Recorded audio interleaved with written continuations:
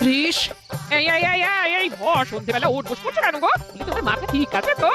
একদম 34। ওই তোমাকে যে কচি কচি শশা কেটে নিয়ে আসতে বললাম, তা এনেছো? হ্যাঁ এনেছি। এই আম যে ভুড়ি রেখে ফেলি বলো। আরে না না না না, এখন আমি শুধু শশা খাবো আর ব্যায়াম করব আর শশা খাবো। এ তো মহা মুশকিল। কি কারণ সেটা তো বলবে। আরে আরে শোনোনি, আগামী রবিবার আমাদের সবার মুর্শিদাবাদে নিমন্ত্রণ আছে। নবাবী ভোজ খাবো বলে কথা। একটু একটু ব্যায়াম বৈঠক করতে হবে না? মুক্ত না সরিয়ে আমাদের পড়ে থাকা 3 বিঘা জমিটা গিয়ে চষো না। তাও তো নিজেদের একটু উপকার হয়। দোকান থেকে ধান চাল কিনে খেতে হবে না।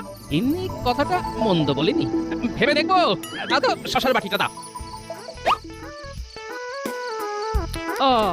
ওই শুরু হয়ে গেল। 40। এই মানুষটা 40 শুধরালো না। আমাকে না শুধরে নিজেও আমার মতো শশা খাও আর ব্যায়াম করো। খেতে হবে নবাবী খানা। তাই তাই অন্য সব কিছু মানা।